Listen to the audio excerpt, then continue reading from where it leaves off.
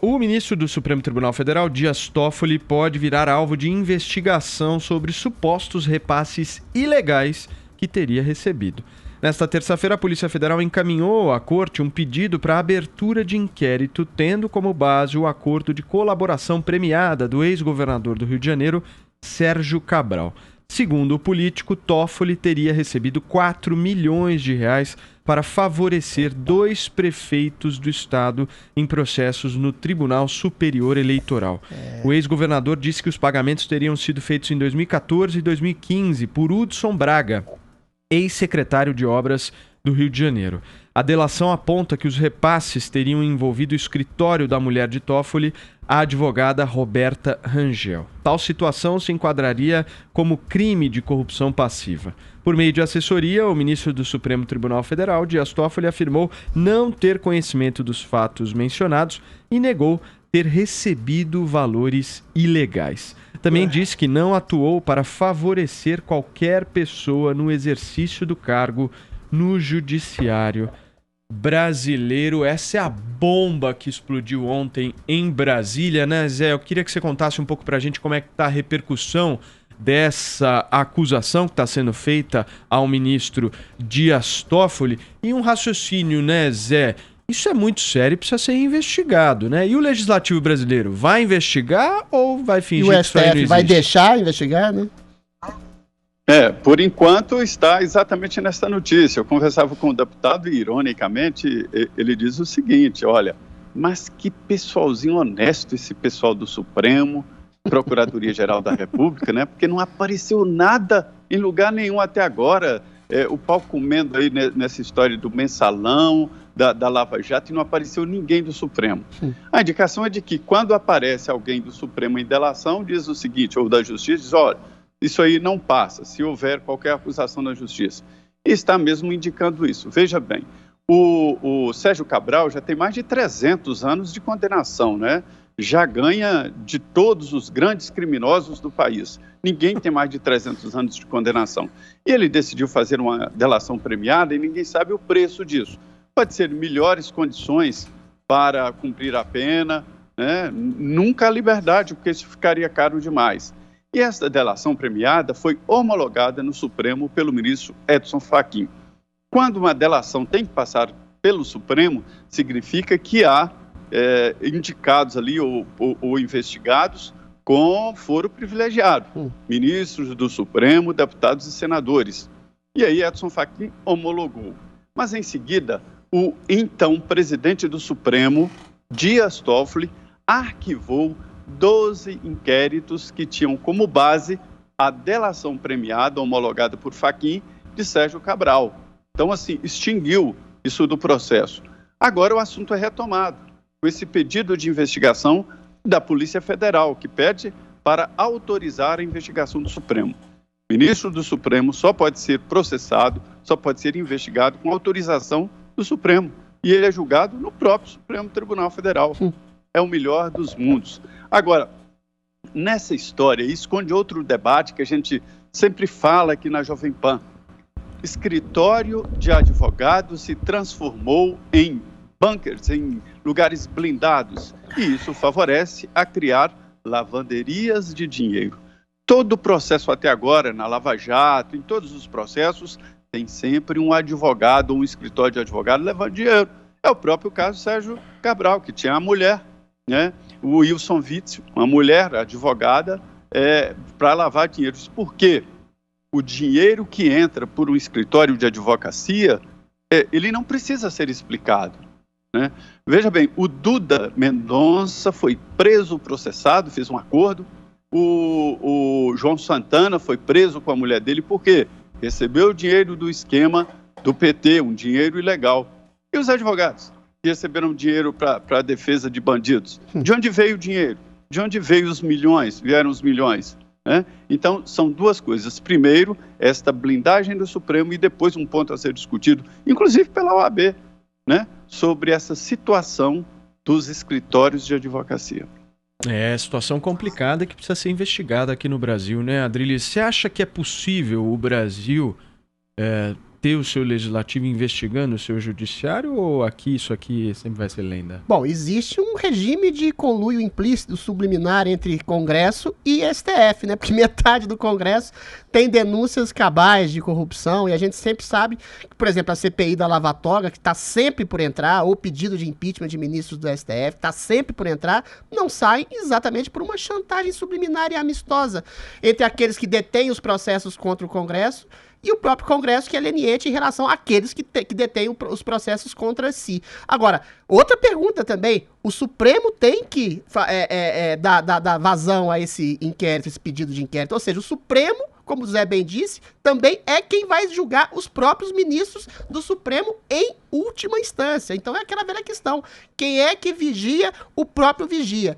O Dias Toffoli já arquivou 12 inquéritos com base em delação do Sérgio Cabral. Ele já censurou revista que falava da movimentação financeira atípica da sua esposa, da advogada. A gente sabe que há diversas movimentações atípicas de escritórios de advocacia ligados a ministros do Supremo. O Dias Toffoli já barrou as investigações do COAF, já congelou de movimentações financeiras atípicas. É um nome suspeito. É suspeitíssimo, não tem nada de concreto contra ele ainda.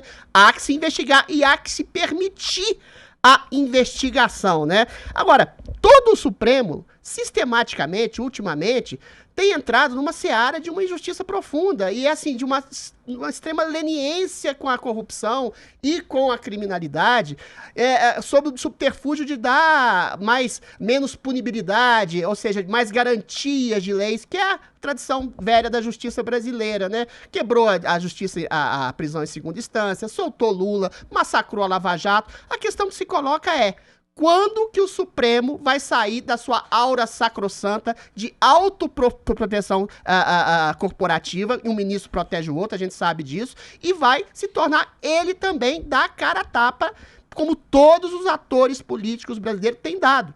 Há que se investigar, eu não estou fazendo uma acusação formal, rígida e incisiva sobre o Supremo, mas que há suspeitas, há. Perfeito. E ele mesmo tem que acolher a denúncia contra si e o Congresso tem que parar de se acovardar e incitar um tipo de CPI urgente ou pedido de impeachment, que seja contra Alexandre de Moraes, contra Gilmar Mendes, contra Dias Toffoli, pelo menos que a gente saiba, em vez dessa CPI da cloroquina que não leva a lugar nenhum, de fatos concretos de corrupção. Olha, você criar corrupção para alterar resultados de julgamento é uma das coisas mais abomináveis do mundo. Isso tem que ser apurado urgentemente. Joel, você acha que isso merecia uma CPI? Merece uma investigação, sem sombra de dúvidas. Se evidências surgem, indícios surgem, precisa ser investigado. Está crescendo um movimento de desconfiança com relação ao STF. Na opinião pública isso é claríssimo, mesmo no Congresso se fortalece. O papo da CPI do Supremo, que não foi para frente, mas ganhou muito mais força em bala do que teria ganho anos antes. Então é um movimento que vem crescendo e que sim, é positivo, porque o Supremo Tribunal Federal concentra muito poder nos dias de hoje. O judiciário como um todo tem, basicamente, qualquer decisão de política pública ou de política em geral fica nas mãos do judiciário e, em particular, do Supremo, que a gente vê cujas decisões, às vezes até monocráticas, mudam aí os rumos do país em questões importantes da nossa vida pública. Então, sim, o Supremo tem que estar também sob escrutínio, tem que ser também investigado por corrupção e, em se materializando, em se mostrando provas concretas, eu não duvido nada que a gente possa ver, sim, um impeachment de algum ministro do Supremo. Agora, infelizmente, deixa eu dizer uma coisa que enfraquece isso. Deixa eu dizer uma coisa que enfraquece esse movimento.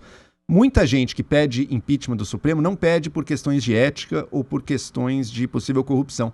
Eles pedem por questões puramente ideológicas. E políticas. E olha que coisa infeliz. Então, a gente tem evidências contra possíveis indícios contra Toffoli, alguém já levantou que teria indícios, não sei se tem contra Gilmar Mendes, mas o grande alvo das grandes campanhas por impeachment do Supremo não é nenhum dos dois. É Alexandre de Moraes. E por quê? Por quê? Por alguma corrupção que ele esteja envolvido? Não. Porque discordam, como é o seu caso, discordam de decisões dele. Porque eu achei que foi inconstitucional a decisão dele no caso do pseudo-jornalista lá, ou porque eu acho que foi errada a decisão aqui. Discordar de decisão do ministro do Supremo não pode ser o embasamento de um impeachment. O que pode ser o embasamento de um impeachment, aí sim, É corrupção. Existe corrupção no ministro do Supremo? A gente sabe que... moral também, A gente sabe que existe corrupção no judiciário. A gente sabe que existe e pode existir corrupção no judiciário. Isso sim embasa um pedido de O impeachment. ministro que prende uma pessoa sem prova e sem julgamento... Você discorda da decisão Não é dele, corrupção, Adriles. não, Você isso é discorda injustiça. Peraí, só um minuto. Ok, você discorda da Conclui o decisão dele. raciocínio, Joel, por favor. Uma coisa é discordar da Discordo decisão. profundamente. Eu sei que você discorda, mas uma coisa é você discordar da decisão de um ministro do Supremo. Outra coisa é ver que ele está implicado em corrupção. Aí sim, se houver uma união disso, vamos dizer, olha, a gente tem que dar o impeachment num ministro que esteja implicado em corrupção. Aí eu acho que a gente vai ver muito mais consenso do que transformar numa briguinha ideológica. O Alexandre de Moraes, a decisão do Alexandre de Moraes prejudicou meu lado político, então eu sou contra ele, eu quero que ele saia. Essa politização do impeachment não vai enfraquecer os pedidos de impeachment. Ô Joel, em 3 poderes aqui políticos, as acusações formais são inexoravelmente, inextricavelmente políticas. Isso quer dizer que elas sejam injustas. Uma decisão de prender um jornalista, de prender uma ativista, de prender um deputado sem o devido processo legal, sem justiça, sem provas, ou seja, adulterando o próprio princípio de justiça, é pior ainda que corrupção financeira, é corrupção moral. É alguém com razões políticas, por motivação política, como é o caso do Alexandre de Moraes, que teoriza o governo, prendendo apoiadores do governo, sem fazer justiça, cometendo injustiça, cerceando os poderes do presidente. Agora, as decisões formais de corrupção financeira também têm que ser apuradas. E o próprio Congresso não ataca, não julga o STF da maneira que deveria julgar por questões também políticas. Ou seja, a política ela permeia todas as relações. Uma coisa é você fazer má política, como faz alguns ministros do STF que chamam o governo de genocida, de nazista e pior, prendem pessoas apoiadoras do governo sem o devido processo legal por uma questão eminentemente política. É contra essa politização da justiça feita pelo Supremo Tribunal Inquisitorial que as pessoas se insurgem de maneira política, mas de maneira justa contra um tribunal. Você carrega tanto de ideologia, você carrega tanto de ideologia esse seu discurso inquisidor, não sei o quê. Você carrega tanto de ideologia, Adriles, que você enfraquece as possíveis reais acusações. Mas olha, isso é real? Será que um ministro está vendendo sentença? Isso vamos investigar. Vamos investigar. Aí sim, isso é real. Peraí. Agora, eu discordo do Alexandre de Moraes quando ele pegou o cara lá, o Oswaldo Eustáquio, que era uma fábrica de fake news, acusando, difamando. Eu discordei daquela... E ameaçou e difamou o Supremo, eu discordei daquela ação. Olha, daí é muito mais tênue, né, Adriles? Daí é muito mais, depende muito mais do seu lado. O cara foi preso! Ele tava atacando o Supremo. Não foi o Supremo que deixou ele paraplégico. Ele foi consertar o chuveiro, segundo ele. Que condições ele foi mexendo no chuveiro. O cara tá preso, outro cara tá calado, outro cara tá preso, um deputado tá preso. Você tá achando que é discordar? É óbvio. Cara. Não, você tá destrambelhado, você tá destemperado aqui. Você tá desequilibrado. Veja só, você discordou, foi preso. É um tribunal. Você acha que o Lula tinha que estar preso você acha que o Lula tinha que estar preso e que o deputado lá não tinha que estar preso? Você discorda do Supremo. Se você acha que uma pessoa ser presa, arrastada, ficar paraplégica em situações muito obscuras, é uma coisa banal. Você acha que o Alexandre de Moraes deixou ele paraplégico, Adriles? Eu lamento profundamente os danos à saúde que o Oswaldo Eustáquio sofreu. Agora, você dizer que ele ficou paraplégico por conta do Alexandre de Moraes, desculpa, Adriles. Aí você mostra com o ideológico que você tá. De que maneira o Alexandre de Moraes deixou o Eustáquio paraplégico? De que maneira? Não é lado, ele prendeu esse cara de que maneira ele deixou ele paraplégico? Aquela bloqueada no som quando o negócio simplesmente fica incompreensível. E aí a gente age de maneira ditatorial porque é assim que se bota ordem. Assim como Alexandre de Moraes. Exatamente, faz parte do processo. Agora, vale a pena a gente só elencar um ponto aqui antes de passar para a próxima pauta, da maneira como os ministros do Supremo são colocados lá, né? Eu acho que esse é o grande ponto central da história que o Brasil falha demais. O poder que um presidente da República tem para colocar um homem lá que vai ficar 20, 30, né, Zé? 40 anos. Isso tinha que ser alterado, a Constituição brasileira tinha que ser alterada. Né? A gente precisava de um mandato de 8 anos, um pouco mais consistente, escolhas que não fossem dessa maneira, porque do jeito que eles são colocados lá, a gente fica com esse problema arrastado durante décadas e décadas e décadas. Zé, você quer fechar? Mas bem curtinho, por favor, para a gente falar de CPI. É só para falar sobre a indicação. Eu acho boa a ideia do presidente indicar e o Senado aprovar. O erro está na sabatina e na aprovação do Senado. Se ficar por conta dos próprios integrantes do Judiciário, isso vira uma política muito mais terrível do que é hoje. Então, a culpa é do Senado. O Senado tem que fazer uma sabatina leal e aprovar ou não.